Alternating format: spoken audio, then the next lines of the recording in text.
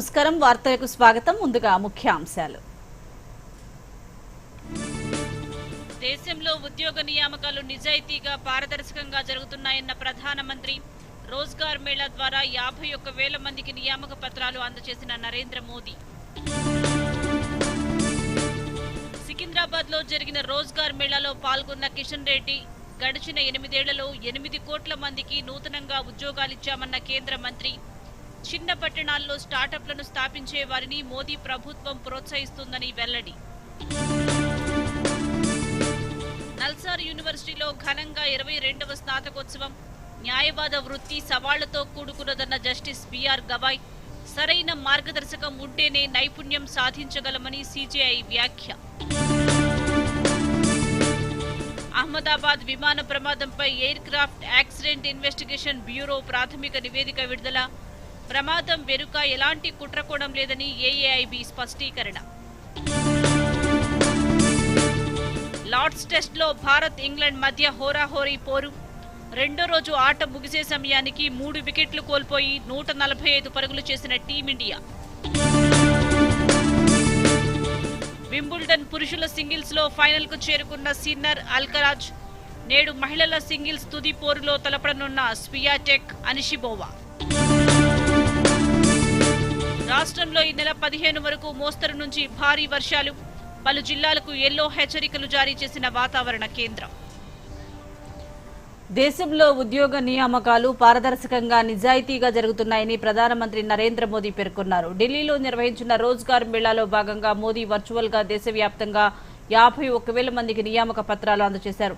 అనంతరం మోదీ మాట్లాడుతూ బినా పర్చి బినా ఖర్చీ అనేది తమ నినాదమన్నారు. గత 11 సంవత్సరాల్లో ప్రతి ఉద్యోగాన్ని పారదర్శకంగా నిజాయితీతో భర్తీ చేస్తున్నామన్నారు. అలాగే ప్రతిభను మాత్రమే పరిగణలోకి తీసుకుని ఉద్యోగాలు ఇస్తున్నట్లు తెలిపారు. రోజ్గార్ మేళా ద్వారా లక్షల మంది యువతకు ఉద్యోగాలు లభించాయని వీరు దేశాభివృద్ధికి కృషి చేస్తున్నారని తెలిపారు. ఆపరేషన్ సింధూర్ తర్వాత రక్షణ రంగ ఉత్పత్తి గురించి దేశంలో చర్చ జరిగిందన్నారు. కాగా దేశ రక్షణ ఉత్పత్తి 1,25,00,000 దాటిందని మోదీ వివరించారు. భారత్ ప్రపంచంలోనే 3వ అతిపెద్ద ఆర్థిక వ్యవస్థగా అవతరించే దిశగా పయనిస్తోందని అన్నారు. గత 11 సంవత్సరాలలో దేశం ప్రగతి రంగంలోనూ పురోగతి సాధించిందని మోదీ పేర్కొన్నారు.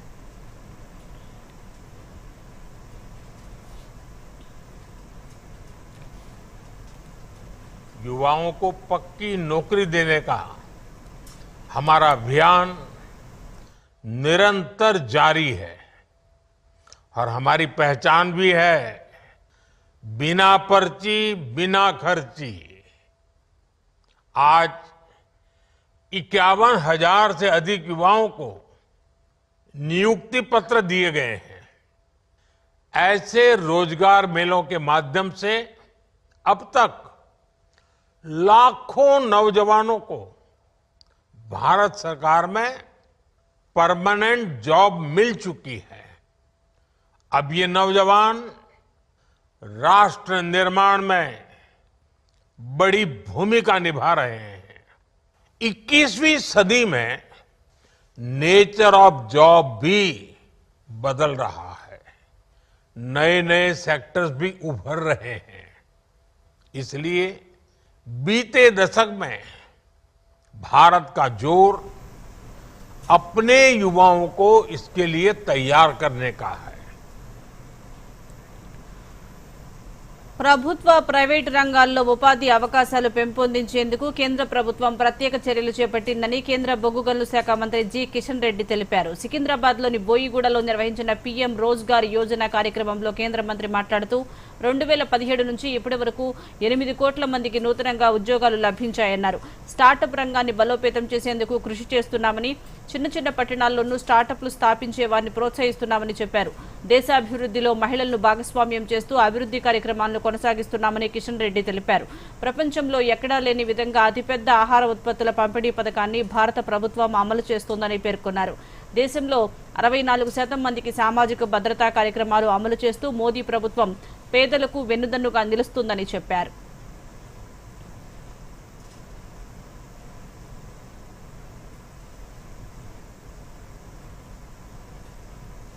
మన దేశంలో ఉన్నటువంటి యూత్ పాపులేషన్ అత్యధికంగా ఉంది కాబట్టి అందరూ గవర్నమెంట్ ఉద్యోగాలంటే రావు కాబట్టి అందుకే ప్రధానమంత్రి గారు చెప్పారు don't depend on only government employment.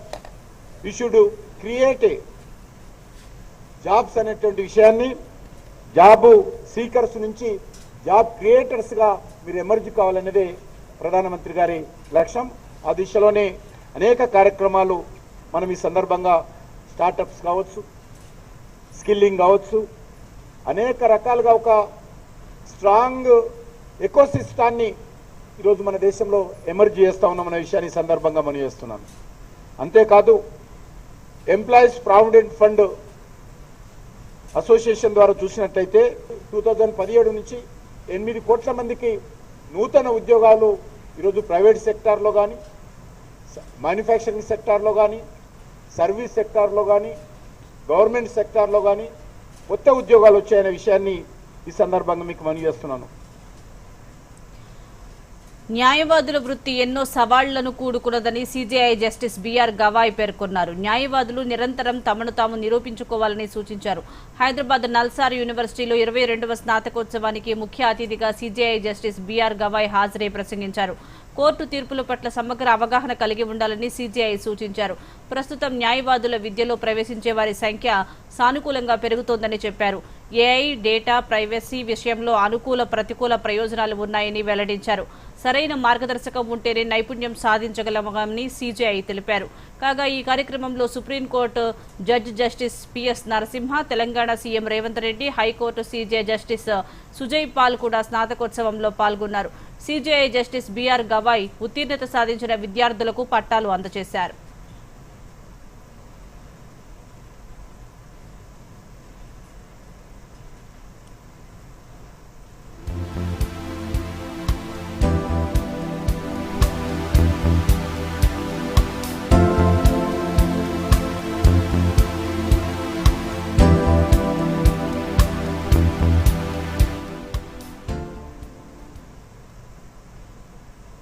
Is being grounded in the basics of law and being consistent in learning. Many of you will enter litigation, others academia or civil society. Wherever you go, remember this: there is no shortcut to knowing the law. There is no alternative to knowing the basics as well. The Constitution, the Contract Act, the Code of Civil Procedure, the criminal law and the other core subjects are not optional subjects. They are your daily bread.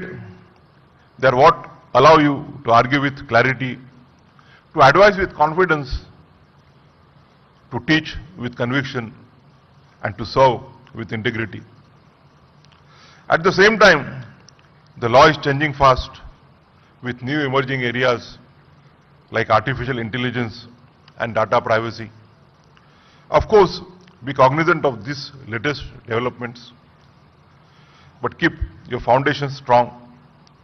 Because in the legal profession, the strongest minds are not those that chase every trend. మహిళా సంఘాలకు ప్రభుత్వం నేటి నుంచి వడ్డీ లేని రుణాలను అందజేయనుంది. ఉప ముఖ్యమంత్రి బట్టి విక్రమార్క, పంచాయతీరాజ్ గ్రామీణాభివృద్ధి శాఖ మంత్రి సీతక్క తదితర మంత్రులు, ఎంపీలు, ఎమ్మెల్యేలు, ఇతర ప్రజాప్రతినిధులు చెక్కులకు మహిళా సంఘాలకు అందజేశారు. మహిళా సంఘాలకు చేయూతలో భాగంగా వారు తీసుకున్న రుణాలకు వడ్డీని ప్రభుత్వం చెల్లించేందుకు వీలుగా ఈ పథకాన్ని అమలు చేస్తోంది. ఇందుకు ప్రభుత్వం ఇటీవల 344 కోట్ల రూపాయలను గ్రామీణ పేదరిక నిర్మూలన సంస్థ సెర్ప్కి విడుదల చేసింది. ఇందులో 300 కోట్ల రూపాయలు గ్రామీణ మహిళా సంఘాలకు, 44 కోట్ల రూపాయలు పట్టణ మహిళా సంఘాలకు చెల్లిస్తారు. రాష్ట్ర వ్యాప్తంగా అన్ని నియోజకవర్గాల్లో నేటి నుంచి ఈ నెల 18 వరకు చెక్కుల పంపిణీ చేస్తారు. ఆ వెంటనే ఆయా సంఘాల ఖాతాల్లో ఈ నిధులు జమ అవుతాయి.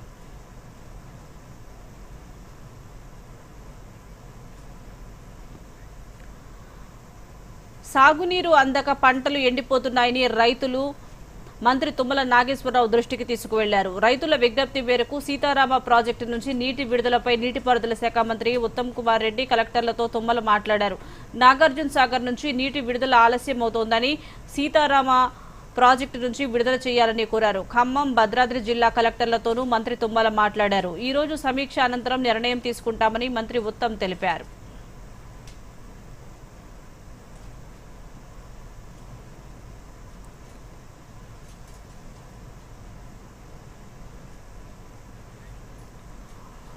పెద్దపల్లి జిల్లాలో అభివృద్ధి సామాజిక కార్యక్రమాలు ఊపందుకున్నాయి. పర్యావరణ సంరక్షణ, వ్యవసాయ అభివృద్ధి, సామాజిక సేవలు, సాధికారత కార్యక్రమాలతో జిల్లా పరుగులు పెడుతోంది. సింగరేణి నేతృత్వంలో 45 లక్షల మొక్కలు నాటే కార్యక్రమం నుంచి మహిళలకు రెస్క్యూ శిక్షణ వరకు ఈ వారం జిల్లాలో జరిగిన అభివృద్ధి, ఆధ్యాత్మిక, రాజకీయ, సామాజిక కార్యక్రమాలపై దూరదర్శన్ యాదగిరి జిల్లా రౌండప్ చూద్దాం. పెద్దపల్లి జిల్లా సింగరేణి కంపెనీ పర్యావరణ పరిరక్షణలో సరికొత్త ఒరవడిని సృష్టిస్తుంది. ట్రీ మ్యాన్ గా పేరుగాంచిన సింగరేణి చైర్మన్ బలరాం నాయక్ ఈ ఏడాది 45 లక్షల మొక్కలు నాటే లక్ష్యాన్ని నిర్దేశించారు. వన మహోత్సవం సందర్భంగా రామగుండంలో 500 మొక్కలు నాటిన బలరాం నాయక్ ఇప్పటి వరకు 19,000 మొక్కలు నాటి పర్యావరణ సంరక్షణకు ఆదర్శంగా నిలిచారు.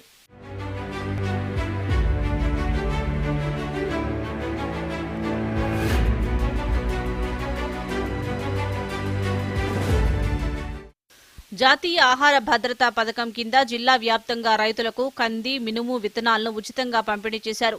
ఒకే పంటపై ఆధారపడకుండా ప్రత్యామ్నాయ పంటలను సాగు చేయాలని రైతు వేదికల ద్వారా అవగాహన కల్పించారు. ముఖ్యంగా ఆయిల్ పామ్ సాగుపై గ్రామస్థాయిలో సమాచారం అందించారు. రైతులు రసాయనిక ఎరువులు కాకుండా నానో ఎరువులను వాడే విధంగా ప్రోత్సాహకాలు అందిస్తున్నారు.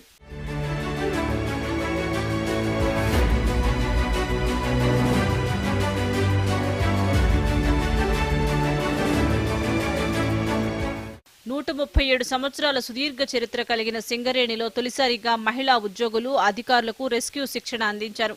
సింగరేణి వ్యాప్తంగా 36 మంది మహిళా ఉద్యోగులు, అధికారులు గుర్తించి మొదటి విడతగా 13 మందికి ప్రత్యేక శిక్షణ అందించారు. వీరితో పాటు రాష్ట్ర వ్యాప్తంగా 10 బెటాలియన్ల నుంచి 1000 మంది పోలీసులకు కూడా ఈ శిక్షణ ఇచ్చారు. విపత్తుల సమయంలో తక్షణ సహాయం అందించేందుకు సింగరేణి యాజమాన్యం ఈ కార్యక్రమాన్ని చేపట్టింది.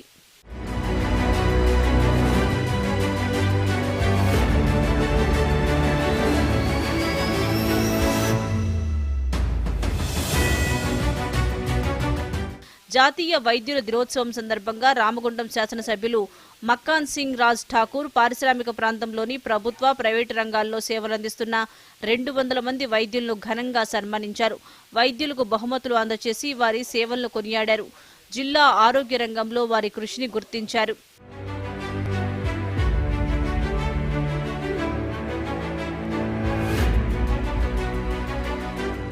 పెద్దపల్లి జిల్లా పర్యావరణం, వ్యవసాయం, సామాజిక సేవలు, సాధికారతలో అనేక రంగాల్లో అభివృద్ధి సాధిస్తుంది. సింగరేణి నుంచి సామాజిక సంస్థల వరకు ప్రతి ఒక్కరూ జిల్లా పురోగతికి తమ వంతు సహకారం అందిస్తున్నారు. Bureau report, Doordarshan news.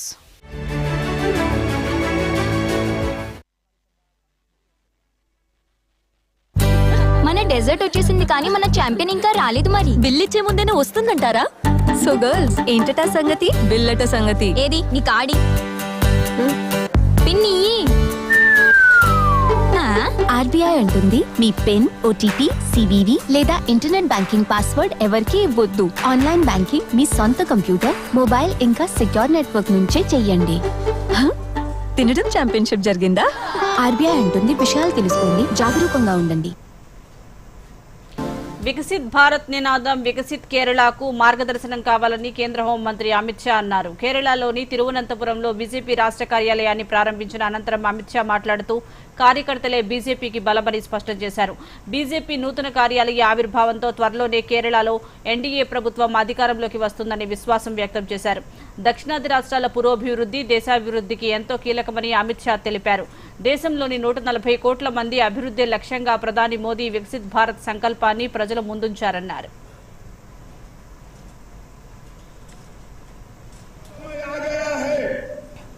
परिवर्तन करने के लिए, विकसित केरल बनाने के लिए सीधा भारतीय जनता पार्टी और एनडीए के लिए वोट करें। अभी कम्युनिस्ट नेता कांग्रेस में कह रहे थे कि भाजपा उत्तर भारत की पार्टी, उनको मालूम नहीं है असम में हमारी सरकार है, त्रिपुरा में लेफ्ट को हटाकर हमने सरकार बनाई है, ओडिशा में हमने सरकार बनाई है, तेलंगाना में हम सबसे बड़ी पार्टी बने हैं लोकसभा के चुनाव में, और तमिलनाडु में सरकार बनाने जा रहे हैं। भाइयों बहनों, हम जब ओडिशा में मेहनत कर रहे थे तब भी हम पर एक ताने कस रहे थे। ओडिशा में आज भारतीय जनता पार्टी की सरकार बन चुकी। आसाम में भी हमें ताने कसे जाते थे। आसाम में भी 2 बार भारतीय जनता पार्टी की सरकार लगातार जीत कर आई। అహ్మదాబాద్ ఎయిర్ ఇండియా విమాన ప్రమాద ఘటనపై aircraft accident investigate bureau AAIB ప్రాథమిక నివేదిక విడుదల చేసింది. విమానం టేకాఫ్ అయ్యాక సెకన్ల వ్యవధిలోనే ఇంధన కంట్రోలర్ స్విచ్లు ఆగిపోయినట్లు ఏఏఐబీ వెల్లడించింది. పైలట్ ఎందుకు స్విచ్ ఆఫ్ చేసినట్లు మరో పైలట్ను ప్రశ్నించాడని, తాను స్విచ్ ఆఫ్ చేయలేదని మరో పైలట్ సమాధానమిచ్చినట్లు రిపోర్టులో పేర్కొంది. కాక్పిట్లో ఇవే పైలట్ల ఆఖరి మాటలని ఏఏఐబీ తెలిపింది. తర్వాత పైలట్లు మేడే కాల్ ఇచ్చారని నివేదికలో వెల్లడించింది. ఎయిర్ ట్రాఫిక్ కంట్రోలర్ స్పందించినప్పటికీ ఎలాంటి స్పందన రాలేదన్న ఏఏఐబీ ఈలోపే విమానం కూలిపోయిందని వివరణ ఇచ్చింది. ప్రమాదానికి సంబంధించిన ఫోటోలు, వీడియోల పరిశీలన పూర్తి చేసినట్లు తెలిపింది. విమానానికి సంబంధించి 2 ఇంజన్లను వెలికితీసినట్లు, తదుపరి పరీక్షలను కాంపోనెంట్స్ ను గుర్తించామని పేర్కొంది.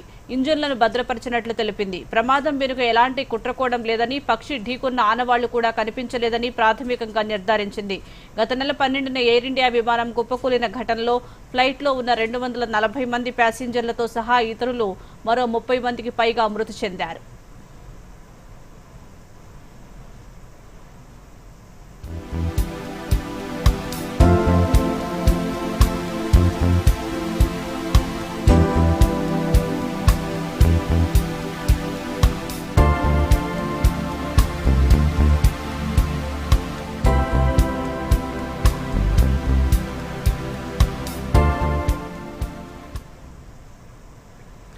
మరాఠా పాలకులు నిర్మించిన పలు కోటలను మరాఠా మిలిటరీ ల్యాండ్స్కేప్స్ పేరుతో ప్రఖ్యాత యునెస్కో ప్రపంచ వారసత్వ జాబితాలో తాజాగా చేర్చారు. ప్యారిస్ లో జరుగుతున్న ప్రపంచ వారసత్వ కమిటీ 47వ సదస్సులో ఈ మేరకు నిర్ణయం తీసుకున్నట్లు యునెస్కో ఎక్స్ వేదికగా వెల్లడించింది. మహారాష్ట్రలోని సాల్హేర్ కోట, శివనేరి కోట, లోహగఢ్, ఖండేరి కోట, రాయ్గఢ్, రాజ్గఢ్, ప్రతాప్గఢ్, సువర్ణదుర్గ్, పన్హాలా కోట, విజయదుర్గ్, సింధుదుర్గ్, తమిళనాడులోని జింజీ కోట ఈ మరాఠా మిలిటరీ ల్యాండ్స్కేప్స్ లో భాగంగా ఉన్నాయి.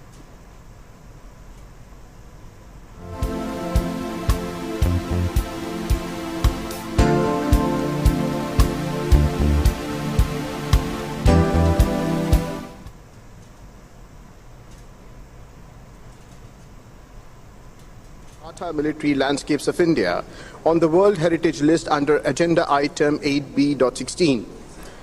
This is a historic day, not only for India, but especially for the Marathi people all over the world.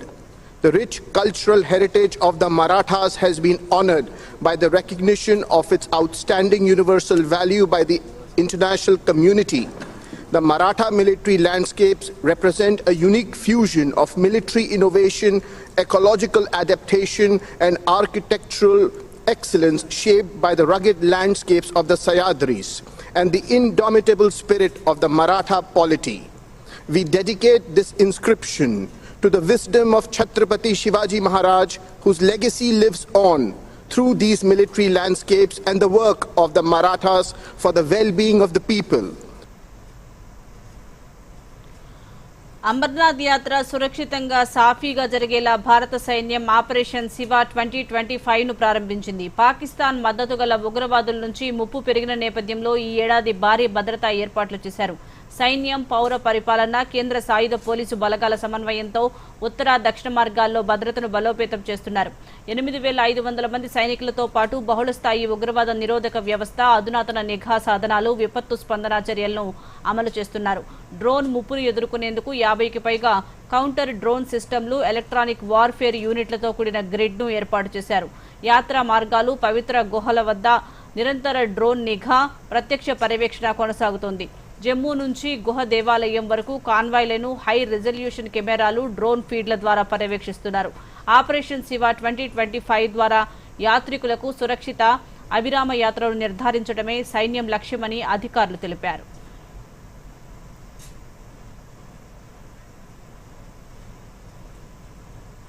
దృశ్య పరిధి అవతలున్న లక్ష్యాలను ఛేదించి అస్త్ర క్షిపణిని భారత్ విజయవంతంగా పరీక్షించింది. ఒడిశా తీరానికి చేరువలో ఇది జరిగింది. గగనతలం నుంచి గగనతలంలోని లక్ష్యాలను ధ్వంసం చేయగల ఈ అస్త్రాన్ని సుకోయ్ ఎంకేఐ యుద్ధ విమానం నుంచి ప్రయోగించారు. ఇది 100 కిలోమీటర్లకు మించిన పరిధి కలిగి ఉంటుంది. ఇందులో అధునాతన గైడెన్స్, నావిగేషన్ వ్యవస్థలు ఉన్నాయి. తాజా పరీక్షను రక్షణ పరిశోధన అభివృద్ధి సంస్థ DRDO, భారత వాయుసేన నిర్వహించాయి. ఈ అస్త్రంలో స్వదేశీ రేడియో ఫ్రీక్వెన్సీ సీకర్ ఉన్నట్లు రక్షణ శాఖ తెలిపింది. మొత్తం 2 పరీక్షలు నిర్వహించామని, అందులో భిన్న ఎత్తుల్లోని డ్రోన్లను లక్ష్యాలుగా చేసుకున్నట్లు వివరించింది. ఈ పరీక్షల్లో అన్ని వ్యవస్థలు అంచనాలకు తగ్గట్లు పనిచేశాయని DRDO తెలిపింది.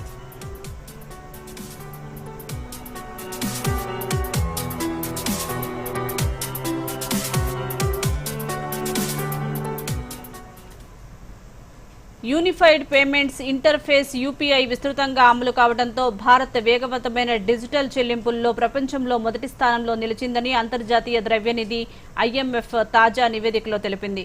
2016లో ప్రారంభమైన UPI విపరీత వృద్ధి సాధించింది. అదే సమయంలో నగదు వినియోగం తగ్గుముఖం పట్టింది. ప్రస్తుతం UPI నెలకు 18 బిలియన్లకు పైగా లావాదేవీలను నిర్వహిస్తూ దేశంలో ఎలక్ట్రానిక్ రిటైల్ చెల్లింపుల వ్యవస్థలో ఆధిపత్యం చెలాయిస్తోందని IMF నివేదికలో పేర్కొంది.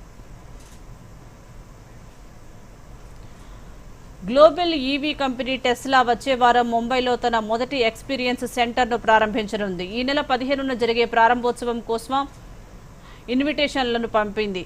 అమెరికాలోని ఆస్టిన్ ప్రధాన కార్యాలయం కలిగిన కంపెనీ ఇప్పటికే దాని చైనా ప్లాంట్ నుంచి మొదటి సెట్ కార్లను దిగుమతి చేసుకుంది. ముంబైలోని బాంద్రా కుర్లా కాంప్లెక్స్లో 4000 చదరపు అడుగుల విస్తీర్ణంలో ఏర్పాటు చేస్తున్న ఈ ఎక్స్పీరియన్స్ సెంటర్ టెస్లా ఉత్పత్తులను, ముఖ్యంగా తన ఎలక్ట్రిక్ కార్లను భారతీయ కస్టమర్లకు పరిచయం చేస్తుంది. ఇది మొదట్లో దిగుమతి చేసుకున్న మోడళ్లను విక్రయించే అవకాశం ఉంది. ఆ తర్వాత దేశీయంగా ఉత్పత్తి చేసే ప్రపోజల్స్ను కూడా పరిశీలించే అవకాశం ఉంది.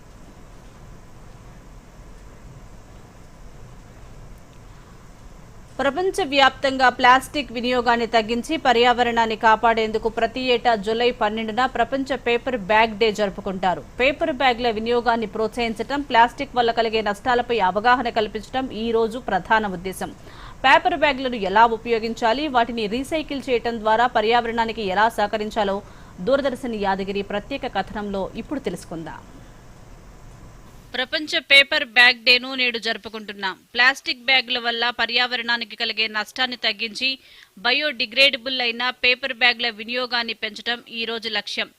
1852లో అమెరికన్ ఆవిష్కర్త ఫ్రాన్సిస్ వోల్ మొదటి పేపర్ బ్యాగ్ తయారీ యంత్రాన్ని రూపొందించారు. ఇది పేపర్ బ్యాగ్ల విస్తృత ఉత్పత్తికి దారితీసింది. 1871లో మార్గరెట్ ఈ యంత్రాన్ని మరింత అభివృద్ధి చేసి ఫ్లాట్ బాటమ్ పేపర్ బ్యాగ్లను తయారు చేసే యంత్రాన్ని ఆవిష్కరించారు. ఇవి నీటితో తడిసినప్పుడు కూడా బలంగా ఉంటాయి. పేపర్ బ్యాగ్ల పర్యావరణానికి అనుకూలమైనవి, ఎందుకంటే అవి 1 నెలలో మట్టిలో కలిసిపోతాయి. రీసైకిల్ చేయటం సులభం. చెట్ల నుండి పునరుత్పాదక వనరుల నుంచి తయారవుతాయి. ఒక పేపర్ బ్యాగ్ 10 నుంచి 14 వస్తువులను తట్టుకోగలదు. ఇవి గ్రామీణ దుకాణాల నుంచి హై ఎండ్ బ్రాండ్ల వరకు విస్తృతంగా ఉపయోగిస్తున్నారు. అయితే పేపర్ బ్యాగ్ల తయారీకి ప్లాస్టిక్ బ్యాగుల కంటే ఎక్కువ శక్తి అవసరమవుతుందని, వీటిని 3 నుంచి 43 సార్లు రీయూజ్ చేయాలని అధ్యయనాలు చెబుతున్నాయి. అందుకే ఈ బ్యాగ్లను గరిష్టంగా పునర్వినియోగం చేయడం ముఖ్యం. పేపర్ బ్యాగుల్లో రీసైకిల్ చేయడానికి అనేక సృజనాత్మక మార్గాలు ఉన్నాయి. ఇంట్లో కంపోస్ట్ తయారీకి, బుక్ కవర్లుగా, గిఫ్ట్ ర్యాంపింగ్ కు లేదా పిల్లల క్రాఫ్ట్ ప్రాజెక్టుల్లో ఉపయోగించవచ్చు. ఉదాహరణకు ఇంట్లో పాత పేపర్ బ్యాగ్లను ఉపయోగించి డెకరేటివ్ ఐటెంలు, స్టోరేజ్ బాక్స్లు లేదా పార్టీ డెకరేషన్లు తయారు చేయవచ్చు. అలాగే స్థానిక రీసైక్లింగ్ కేంద్రాలకు వీటిని అందజేయడం ద్వారా వనరుల సంరక్షణకు దోహదపడవచ్చు. ప్లాస్టిక్ బ్యాగులు సముద్ర జీవులకు, వన్యప్రాణులకు హాని చేస్తాయని, ఇవి భూమిలో కలవడానికి 100 సంవత్సరాలు పడుతుందని నిపుణులు హెచ్చరిస్తున్నారు. దీనికి విరుద్ధంగా పేపర్ బ్యాగులు తక్కువ సమయంలో భూమిలో కలిసిపోయి పర్యావరణంలో లిట్టర్ను తగ్గిస్తాయి. కాగా ఈ సంవత్సరం ప్రపంచ paper bag day theme sustainable choices for a green future. Paper బ్యాగ్లతో పాటు రీయూజబుల్ కాటన్ వినియోగాన్ని కూడా ప్రోత్సహించాలని నిపుణులు సూచిస్తున్నారు. స్థానిక వ్యాపారులు, రిటైల్ స్టోర్లు పేపర్ బ్యాగ్లను అందించడం ద్వారా పర్యావరణ బాధ్యతను ప్రోత్సహిస్తున్నాయి. భారతదేశంలోని అనేక నగరాల్లో ప్లాస్టిక్ బ్యాగ్లపై నిషేధం అమల్లో ఉంది. ఇది పేపర్ బ్యాగ్ల వాడకాన్ని పెంచింది. అయితే ఈ బ్యాగ్లను ఒకసారి ఉపయోగించి విసిరివేయకుండా బహుళసార్లు ఉపయోగించడం ద్వారా వాటి పర్యావరణ ప్రభావాన్ని తగ్గించవచ్చని నిపుణులు చెబుతున్నారు. Bureau report, Doordarshan news. America విదేశాంగ శాఖ 1300 మంది ఉద్యోగులను తొలగించనుంది. ఇందులో 1107 మంది ప్రభుత్వ ఉద్యోగులు, 246 మంది విదేశీ సర్వీసు సిబ్బంది ఉన్నారు. అధ్యక్షుడు డొనాల్డ్ ట్రంప్ పరిపాలన ఈ చర్యను శాఖను సమర్థవంతంగా మార్చే పునర్వ్యవస్థీకరణగా పేర్కొంది. లే ఆఫ్ నోటీసులు త్వరలో జారీ చేస్తామని డిప్యూటీ మంత్రి మైకేల్ రిగాస్ తెలిపారు. ఈ తొలగింపులు గత కొన్ని దశాబ్దాల్లో జరిగిన అతిపెద్ద పునర్వ్యవస్థీకరణలో భాగమని అధికారులు చెప్పారు. అయితే ఈ నిర్ణయం విదేశాల్లో అమెరికా ప్రభావాన్ని బలహీనపరుస్తుందని, భవిష్యత్తులో విదేశాంగ సవాళ్లను ఎదుర్కొనే సామర్థ్యాన్ని తగ్గిస్తుందని విమర్శకులు హెచ్చరిస్తున్నారు. అమెరికన్ ఫారిన్ సర్వీస్ అసోసియేషన్ గత నెలలో ఈ తొలగింపులను నిలిపివేయాలని ప్రభుత్వాన్ని కోరింది. అమెరికా పౌరసత్వం లేని విదేశీ వలసదారులకు జన్మించిన పిల్లలకు జన్మతః పౌరసత్వాన్ని రద్దు చేస్తూ అమెరికా అధ్యక్షుడు డొనాల్డ్ ట్రంప్ జారీ చేసిన ఎగ్జిక్యూటివ్ ఆర్డర్ సుప్రీంకోర్టులో విచారణకు రానుంది. ట్రంప్ జారీ చేసిన ఎగ్జిక్యూటివ్ ఉత్తర్వును న్యూ హ్యాంప్షైర్లోని ఫెడరల్ కోర్టు నిలిపివేసింది. న్యాయస్థానం ఇచ్చిన ఆదేశం అమెరికా వ్యాప్తంగా వర్తిస్తుంది. అమెరికాలో చట్టవిరుద్ధంగా లేక తాత్కాలిక వీసాలతో నివసిస్తున్న వారికి పుట్టిన పిల్లలకు జన్మతః పౌరసత్వం లభించే చట్టాన్ని రద్దు చేస్తూ ఈ జనవరిలో ట్రంప్ ఎగ్జిక్యూటివ్ ఆర్డర్ జారీ చేశారు. దీన్ని సవాల్ చేసిన పిటిషన్పై ఫెడరల్ జడ్జి గురువారం స్టే ఉత్తర్వులు జారీ చేశారు.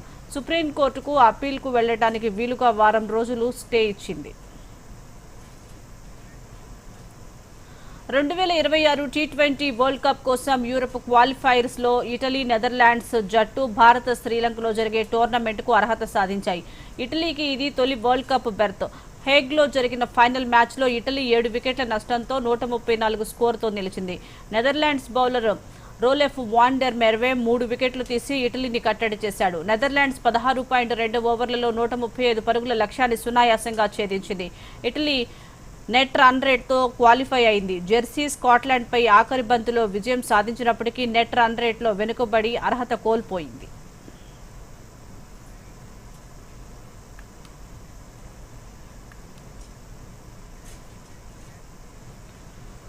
లార్డ్స్ వేదికగా ఇంగ్లాండ్తో జరుగుతున్న 3వ టెస్ట్ మ్యాచ్లో టీమిండియా సమిష్టిగా రాణిస్తోంది. రెండో రోజు ఆట ముగిసే సమయానికి ఇంగ్లాండ్ తమ తొలి ఇన్నింగ్స్లో 387 పరుగులకు ఆలౌట్ అయింది.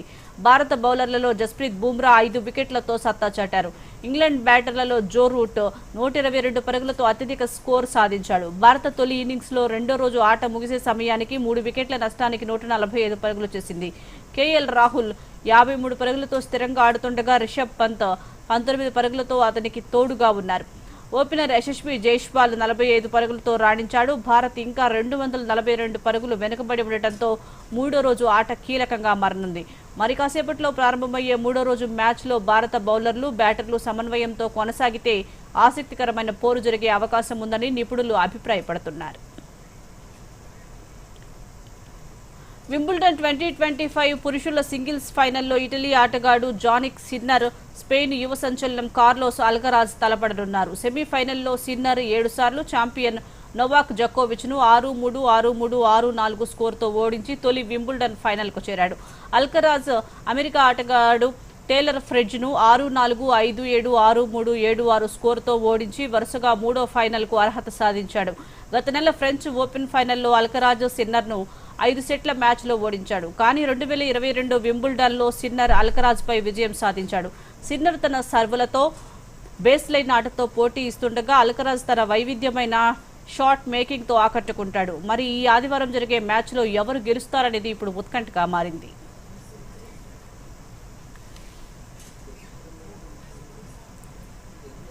తెలంగాణలో నైరుతి రుతుపవనాల వల్ల ఆశించిన స్థాయిలో వర్షాలు పడటం లేదని వాతావరణ శాఖ వెల్లడించింది. వానలకు ప్రస్తుతం వాతావరణ పరిస్థితులు అనుకూలంగా లేవని, వచ్చే నెల రెండో వారం వరకు భారీ వర్షాలు పడే సూచనలు కనిపించడం లేదని పేర్కొంది.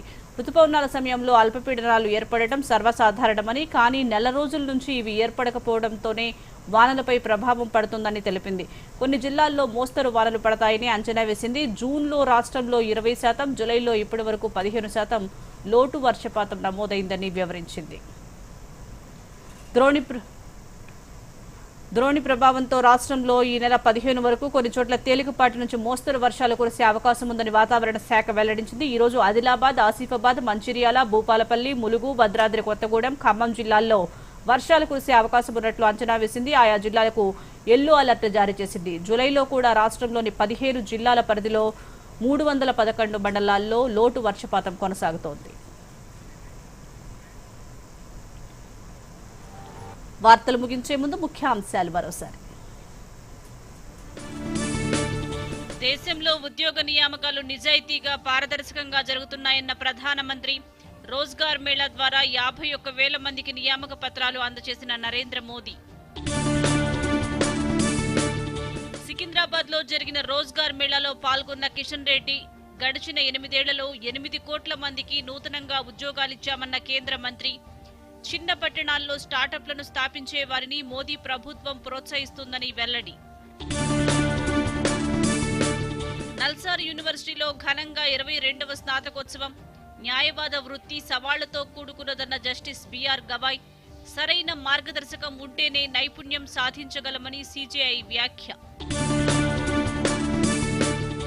అహ్మదాబాద్ విమాన ప్రమాదంపై aircraft accident investigation bureau ప్రాథమిక నివేదిక విడుదల. ప్రమాదం వెనుక ఎలాంటి కుట్రకోణం లేదని ఏఏఐబి స్పష్టీకరణ. లార్డ్స్ టెస్ట్ లో భారత్ ఇంగ్లాండ్ మధ్య హోరాహోరీ పోరు. రెండో రోజు ఆట ముగిసే సమయానికి 3 వికెట్లు కోల్పోయి 145 పరుగులు చేసిన టీమిండియా. వింబుల్డన్ పురుషుల సింగిల్స్ లో ఫైనల్ కు చేరుకున్న సిన్నర్, అల్కరాజ్. నేడు మహిళల సింగిల్స్ తుది పోరులో తలపడనున్న స్వియాటెక్, అనిషిబోవా. రాష్ట్రంలో ఈ నెల 15 వరకు మోస్తరు నుంచి భారీ వర్షాలు. పలు జిల్లాలకు ఎల్లో హెచ్చరికలు జారీ చేసిన వాతావరణ కేంద్రం. దూరదర్శన్ యాదగిరి వార్తలను ఇప్పుడు సోషల్ మీడియాలో కూడా చూడొచ్చు. యూట్యూబ్ అయితే డిడి న్యూస్ తెలంగాణ, ఎక్స్ వేదికగా అయితే DD news Telangana @DD Yadagiri news, Facebook అయితే డిడి న్యూస్ తెలంగాణలో చూసి సబ్స్క్రైబ్ చేసి లైక్ చేయండి, షేర్ చేయండి.